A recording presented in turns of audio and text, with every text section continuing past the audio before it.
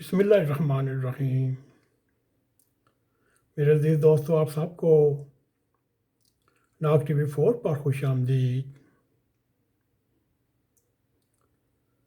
میرے عزیز دوستو، اس وقت ہمارا معاشرہ، سماج اور سیاسی اور معاشرتی ہیجان کی گرفت میں ہے۔ میرے عزیز دوستو، اس وقت دلیل بے بس ہے اور گوشت پوست کے ایک انسان کو لوگوں نے دیوتا یا جنانی دیوتا بنا کر رکھا ہوا ہے، جس کے بارے میں انہیں گمان ہے، بلکہ گمان بھی نہیں، انہیں یقین ہے۔ اس کی زبان سے جو لفظ نکلے گا وہ حق پر مبنی ہوگا۔ یوں اس کے گلے میں بھگوان بولتا ہے یا خدا بولتا ہے۔ پس منظر میں اس کردار کی قوت ہے، نہ کسی الہامی طاقت کا دست قدرت۔ اس کے باوجود بھی لوگ من ربے کا جواب سیکھنے کے لیے اس جماعت میں آئے ہوئے ہیں۔ اس وقت لوگ عقل و خود سے بے گانکی کو آواز دینے اور جنگل کی آگ بنانے میں سوشل میڈیا کا بہت اہم کردار ہے۔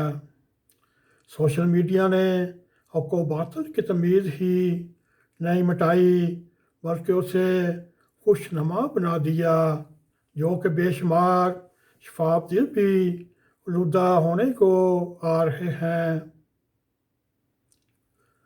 یوں بظاہر سنجیدہ لوگ بھی اس طرح کی گفتگو کرتے ہیں تو آدمی حیران و پریشان رہ جاتا ہے کہ یہ دلائل یا ڈاکومنٹ ان پر کہاں سے نازل ہو رہے ہیں۔ بعد میں ہم کو یہ معلوم ہوا یہ تمام دلائل سوشل میڈیا کے ذریعے ان کے دماغ کو برین واش کر رہے ہیں، اور ان چہروں کو بھی اس میڈیا نے معتبر بنا دیا جس کو نہ صحافت کی پہچان نہ سیاست کی پہچان، شاید اس کے تعارف میں اس کے گھر والے بھی نہیں اس کو جانتے کہ یہ صحافت کی کس کرسی پر بیٹھے، نہ سیاست کی کسی درسگاہ میں اچانک سوشل میڈیا پر وارد ہوئے اور دیکھتے ہی دیکھتے ایک اعلیٰ قسم کا حوالہ بن گیا۔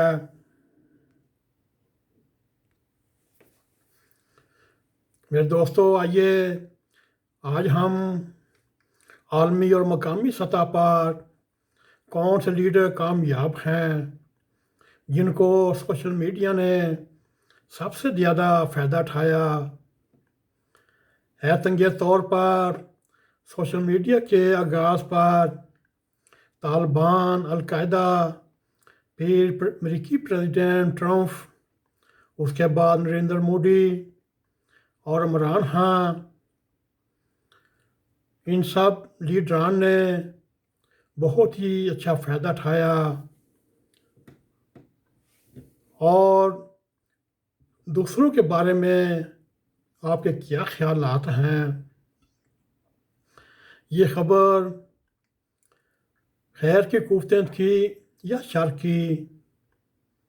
آئی ٹی کے ایسے ماہرین دہشت گرد تنظیموں میں تھے اور ان کے سامنے بڑی بڑی ریاستیں اپنے آپ کو بے بس سمجھتی رہیں، بلکہ ہوتی رہیں۔ اور ٹرمپ اور مودی نے بھی سوشل میڈیا کے بل بوتے پر اپنے بت کھڑے کیے اور سوشل میڈیا امریکی نظام کی جان تھی، اور اس طرح سامری کی جادو سے آزاد ہو گیا۔ اگرچہ امریکی سماج میں ٹرمپ کی لگائی آگ بھی سلگ رہی ہے، جو کسی وقت بھی شعلہ بن سکتی ہے۔ اور ان دنوں پاکستان میں بھی سماجی انتشار زور و شور سے برپا ہو رہا ہے۔ اس کو بھی پھیلانے میں سوشل میڈیا کا کردار 100% نہیں تو 90% اس کے قریب تر ہے۔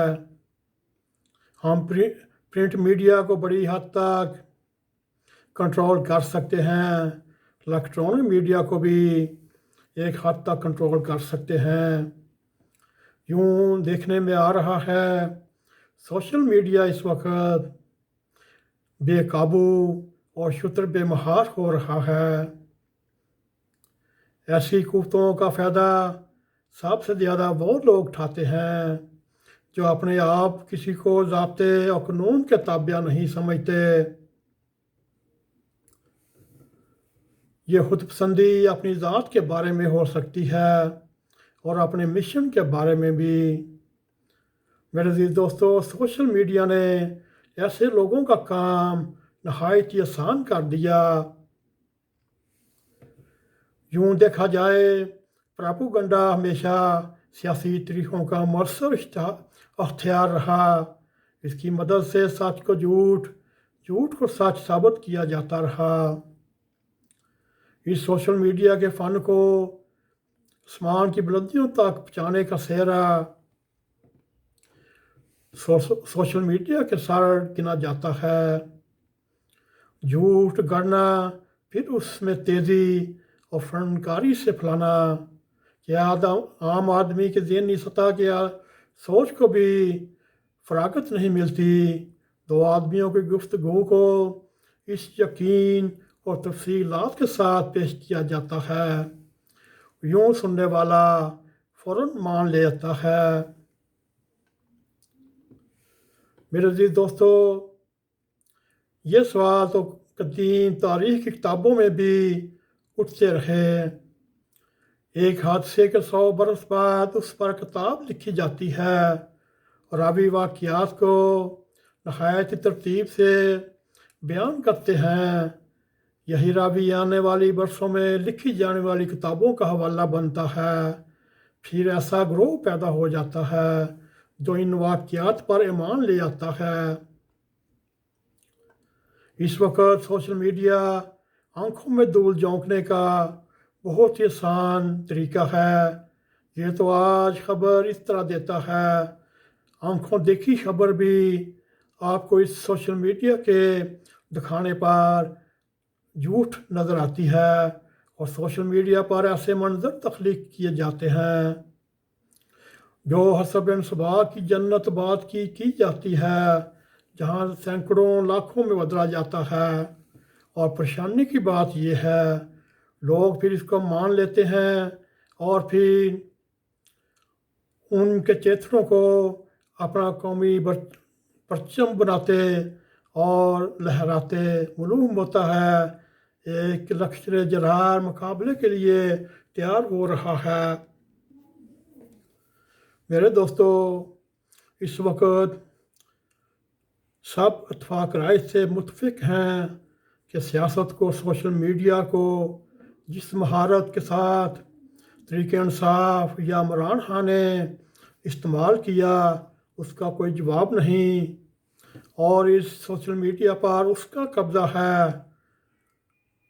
نواز شریف مسلم لیگ کوشش کرتی ہے، مگر وہ بات کہاں جو طریقے انصاف یا عمران خان کی ہے۔ اس نے تو ہزاروں کی تعداد میں تنظیمیں سوشل میڈیا پر ایکٹیو کی ہوئی ہیں، اور دوسرے ان کے سامنے دم نہیں مار سکتے۔ اور دیکھنے میں آیا ہے پیپلز پارٹی سوشل میڈیا پر نہیں، جمعیت علماء کے کارکن بھی اپنی مہارت آزماتے ہیں، مگر جو طریق انصاف کو فلکاری میں اور کامیابی ان کو ملتی ہے، وہ تو اب بس ثواب کما رہے ہیں۔ یہ بھی غنیمت ہے، رہنما پوری طرح سوشل میڈیا کے کنٹرول میں نہیں، وہ دیگر ذرائع پر بھروسہ کر کے آج بھی اخبارات کو ترجیح دیتے ہیں، اور ہماری طرح کے لوگ بہت ہی کم ہوتے جا رہے ہیں جو اخبار کے عہد کا ہمارے سامنے ختم ہو رہا ہے۔ میرے عزیز دوستو، آزادی رائے ایک نعمت ہے۔ یہ تجربہ یہ ہے، یہ نعمتوں کا سوئے استعمال ہے جو ذہنتوں اور تکلف کو جنم دیتا ہے۔ اسی کو مذہبی اصطلاح میں کفران نعمت کہا جاتا ہے۔ یہ اس کا استعمال ہے جو اسے شر میں بدل دیتا ہے، اور باخبر ذرائع کے اصول پر اسی لیے بعض اوقات جائز امور پر بھی پابندی کو جائز سمجھا جاتا ہے کہ اب لازم نہیں سوشل میڈیا کو بھی آداب کا پابند بنایا جائے، اس کو بھی لگام ڈالی جائے، اور سائبر کرائم سے بڑھ کر اس کے معاشرتی سیاسی اثرات اور سماجی اثرات کا جائزہ لیا جانا چاہیے۔ سماج میں اس وقت اضطراب زوروں پر ہے، اس کا سب سے بڑا سبب سوشل میڈیا ہے۔